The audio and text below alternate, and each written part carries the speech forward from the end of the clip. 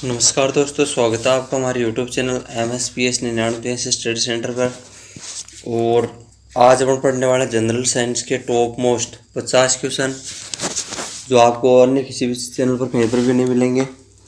और अपन वीडियो को शुरू करते हैं। वीडियो को शुरू करने से पहले आपसे एक छोटी सी रिक्वेस्ट है कि यदि आपने हमारे चैनल को सब्सक्राइब नहीं करा है तो चैनल को सब्सक्राइब जरूर कर दें और वीडियो को देखने के बाद वीडियो को शेयर करना ना भूलें।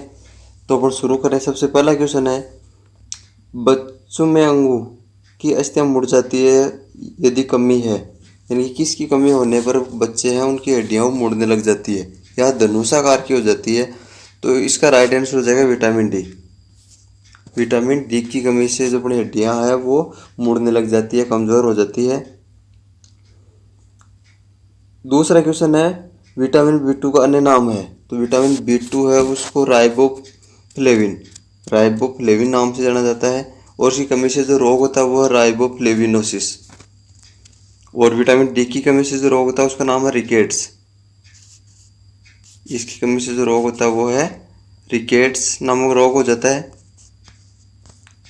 इस बात का ध्यान रखें। उसके बाद अगला है, कठोर परिश्रम करने वाले पुरुष को दैनिक ऊर्जा की आवश्यकता होती है, यानी कि बहुत ज़्यादा हार्ड वर्क करने वाले जो व्यक्ति है तो उसको 4000 कैलोरी, कितनी 4000 कैलोरी ऊर्जा की आवश्यकता होती है। फिर अगला क्वेश्चन है, साइनोकोबालामिन है क्या है? तो यह है विटामिन B12, विटामिन B12 है। फिर अगला है, विटामिन जो खट्टे फलों में पाया जाता है तथा चर्म को स्वस्थ रखने के लिए जरूरी होता है वो है विटामिन C। और इसके अलावा ये अपने जो दांत है, मसूड़े हैं, दंत विकार से संबंधित जितने भी जो मामले होते हैं उनके लिए विटामिन C काम में आता है। फिर अगला, विटामिन C का सबसे उत्तम स्रोत क्या है?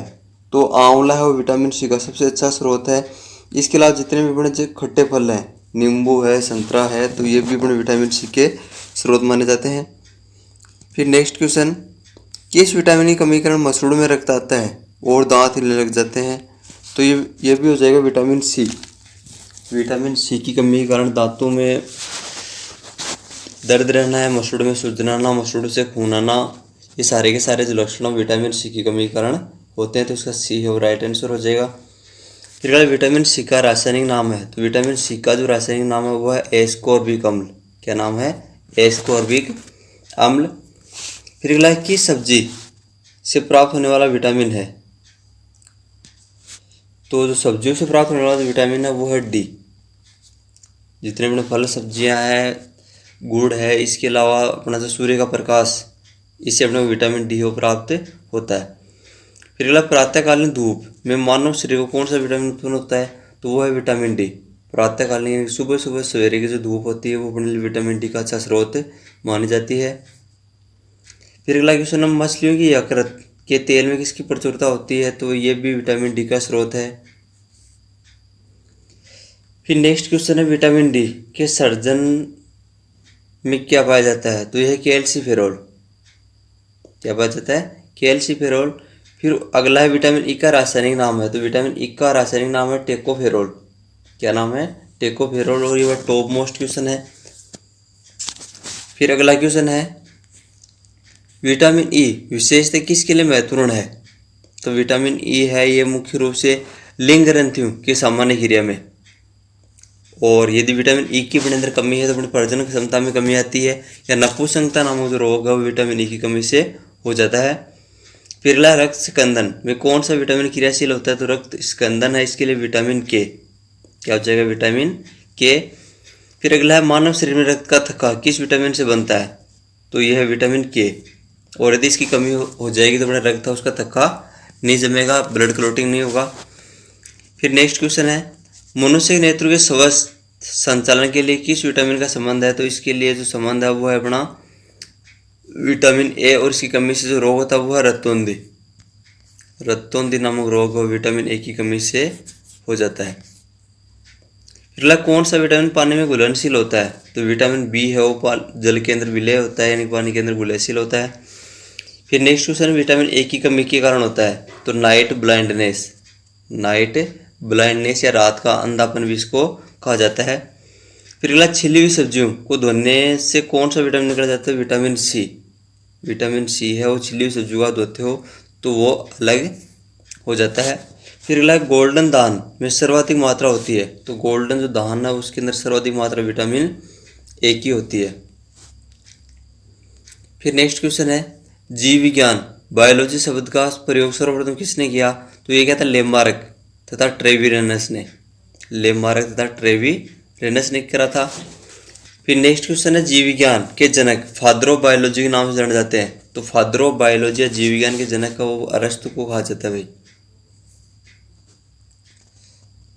फिर अगला क्वेश्चन नंबर देखते हैं संतुलित आहार में सैनिक्ट क्या होना चाहिए, यानी कि कौन कौन से पदार्थ कितनी मात्रा में होना चाहिए, तो 1/5 भाग प्रोटीन, 1/5 भाग वसा और 3/5 भाग वो कार्बोहाइड्रेट का होना चाहिए। ये सारे के सारे पोषक तत्व इतनी मात्रा में जिस भोजन में है तो उसको अपन बोलते हैं संतुलित भोजन है, संतुलित आहार कहा जाता है।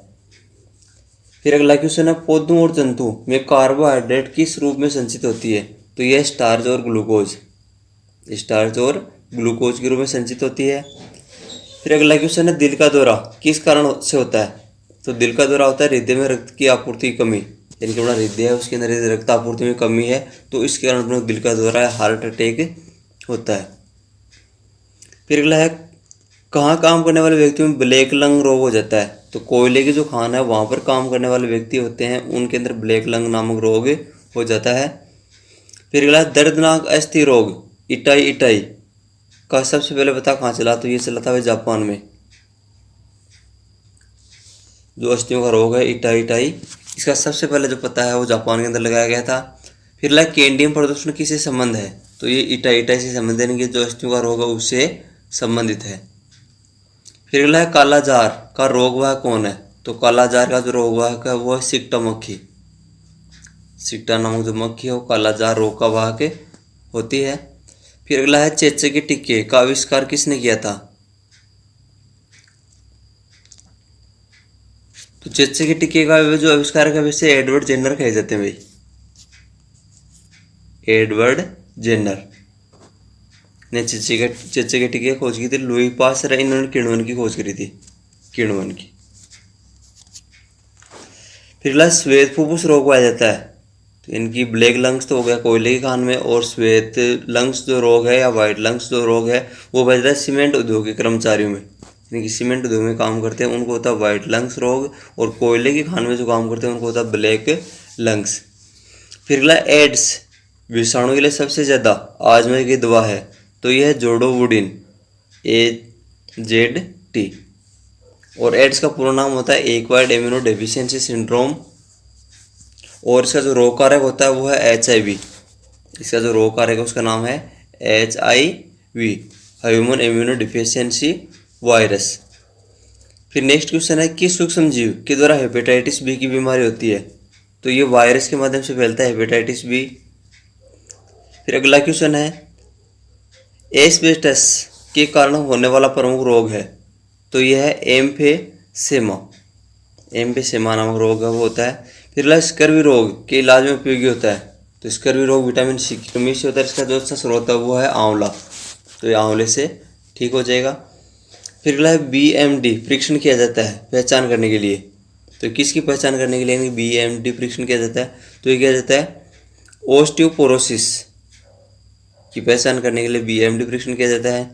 फिर अगला एड्स होता है, तो ये विषाणु के माध्यम से, इनके जो HIV होता है HIV वायरस होता है उसके माध्यम से ये फैलता है। फिर नेक्स्ट क्वेश्चन है भारी मात्रा में एल्कोहल पीने वाले लोग मरते हैं, तो ये मरते हैं सिरोसिस, यानी कि जो उनका लीवर वो खराब हो जाता है, किडनी ऑफ फेल हो जाती है। फिर अगला है सरल गलगंड जिसको घेंगा कहा जाता है, किसको करने वाली बीमारी है, तो ये थायराइड ग्रंथि है उसके द्वारा स्रावित हार्मोन होता है थायरोक्सिन, इसकी कमी के कारण ये होता है, और उसको ठीक करने के लिए आयोडीन युक्त नमक का अपने काम में लेना चाहिए, आयोडीन इसका सबसे अच्छा स्रोत माना जाता है। फिर अगला है मलेरिया का संक्रामक चरण है, तो यह है बीजाणुज जिसको कहा जाता है स्पोरोजोआइट। फिर अगला कौन सा कवक के रोग है, तो एक्जिमा जो रोग है वो कवक के रोग होता है, यानी कवकों के माध्यम से फैलता है। फिर अगला है छोटी माता जिसको चिकन पॉक्स भी कहा जाता है, छोटी माता उसका नाम क्या है चिकन पॉक्स पैदा होती है, तो ये DNA विषाणु द्वारा डीएनए विषाणु के माध्यम से छोटी मात्रा चिकन पॉक्स नामक रोग है वो फैलता है। फिर अगला काली मौत, ब्लैक डेथ किसे कहा जाता है? वह top most question, black death किसे कहा जाता है? ये कहा जाता है प्लेग को। प्लेग है उसको काली मौत या ब्लैक डेथ के नाम से भी जाना जाता है। फिर डेंगू बुखार के कारण मानव शरीर में किसकी कमी हो जाती है? तो प्लेटलेट्स की। डेंगू बुखार है उसके अंदर प्लेटलेट्स की कमी हो जाती है। फिर नेक्स्ट क्वेश्चन है गाजर किस विटामिन का समृद्ध स्रोत है? तो गाजर है वो विटामिन ए का अच्छा स्रोत है जिससे अपनी आंखों की रोशनी बढ़ती है। अगला सवाल, मानव शरीर में विटामिन ए संचित रहता है तो ये रहता है भाई यकृत या लीवर में। यकृत या अपना जो लीवर है उसके अंदर ये स्टोर रहता है। फिर अगला थायमीन है तो थायमीन है विटामिन बी। विटामिन बी का जो रासायनिक नाम है वो है थायमीन। फिर जिस विटामिन में कोबाल्ट होता है वह है तो विटामिन बी12 है उसके अंदर कोबाल्ट पाया जाता है। ये भी टॉप मोस्ट क्वेश्चन है, ध्यान रखें आप। विटामिन बी12 है उसके अंदर कोबाल्ट पाया जाता है। तो ये थे आज के अपने 50 क्वेश्चन। उम्मीद करता हूँ दोस्तों वीडियो आपको अच्छा लगा होगा, और वीडियो यदि आपको अच्छा लगता है तो वीडियो को आप लाइक करें, हमारे चैनल को सब्सक्राइब करें और साथ ही साथ वीडियो को शेयर भी करें और अच्छे कमेंट करें जिससे हमारा मनोबल बढ़े और हम आपके लिए और ज़्यादा से ज़्यादा अच्छी क्लास ला सकें। थैंक यू, धन्यवाद।